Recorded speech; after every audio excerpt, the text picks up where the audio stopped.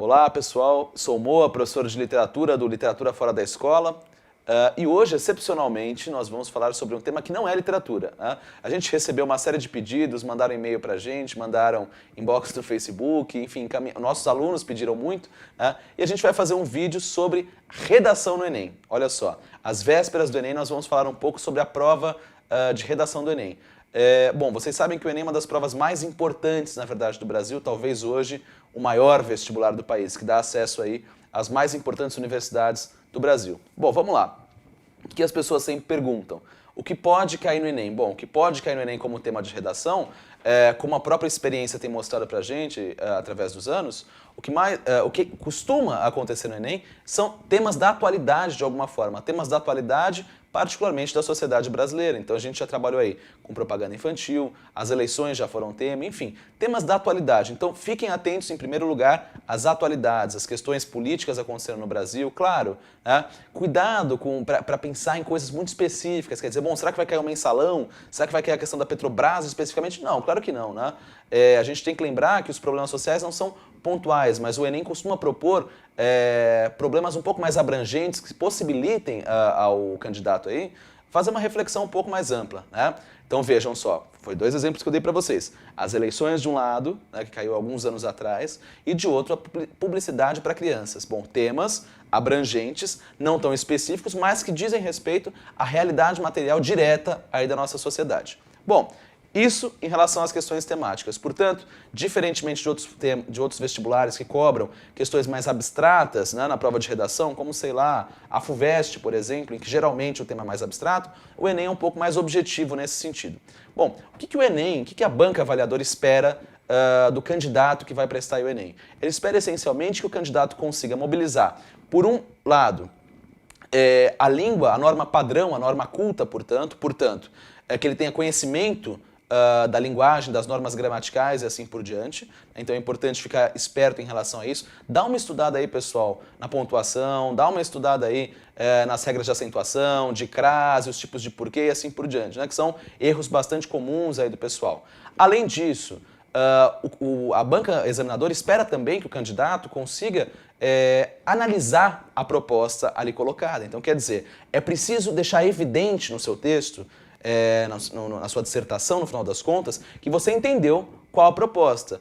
Isso significa que você não pode fugir do tema. Bom, fugir do tema significa o cara te dar uma prova sobre banana e você falar sobre abacaxi, claro, né?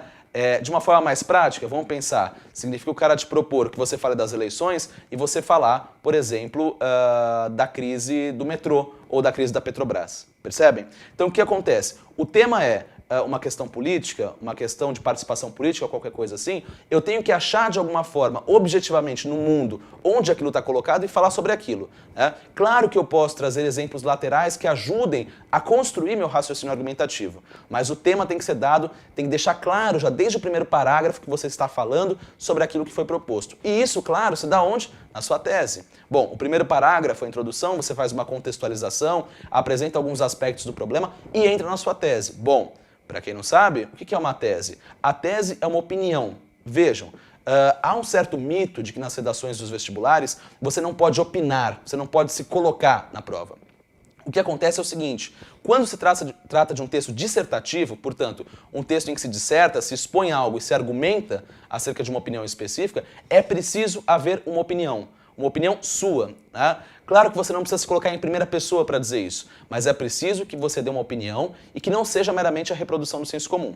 Então vejam, alguns pontos que a gente já falou. A linguagem, norma culta, a capacidade de interpretar a proposta e focalizar o tema indicado, a apresentação de uma tese, portanto, de uma opinião e, claro, decorrente disso, a argumentação. Então você apresenta uma opinião e, na sequência, você tem que fazer com que seu interlocutor ou a pessoa que está lendo o seu texto se convença daquilo que você está dizendo.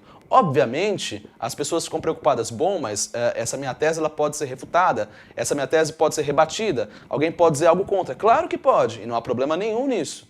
Toda tese, a princípio, quando a gente está diante de uma análise, toda opinião ela pode ser rebatida, e tudo bem, não é um problema isso. O importante é que você argumente e estruture o seu texto com coerência, quer dizer, você está falando uma coisa em cima, está propondo lá na introdução, já na sua tese, uma ideia específica e você tem que argumentar em relação a ela. E isso tem que ser coerente.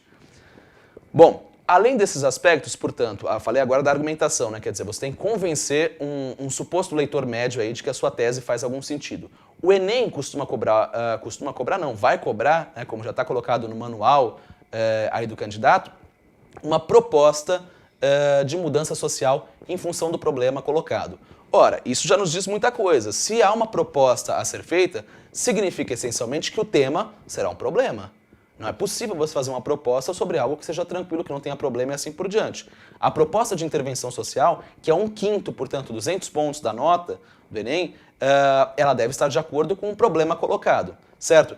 Portanto, o que você deve fazer na hora dessa proposta? Há resoluções simplistas, há propostas que terminam sendo um pouco bobas, clichês, né? É o que a gente costuma a falar quando a gente está corrigindo redação. As propostas são clichês. Por exemplo, qualquer coisa parece que pode ser solucionada com educação. Isso faz a gente pensar, será que a educação soluciona tanta coisa quanto a gente imagina?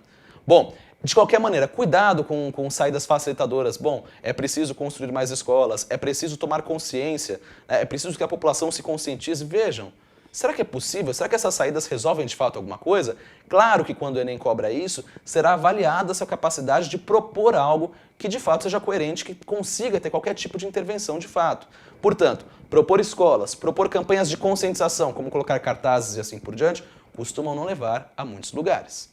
Bom, fique atento a esses aspectos que a gente está colocando. Então, retomando, linguagem, interpretação da proposta, capacidade argumentativa e uma tese, a argumentação toda que você vai colocar e, no final das contas, uma proposta de intervenção social, que não deve ser de senso comum e que deve dialogar diretamente com a sua tese. Lembre-se, a proposta de intervenção é consequência da sua tese. Não é possível você colocar uma tese específica e colocar uma proposta essencialmente diferente daquilo que está dado.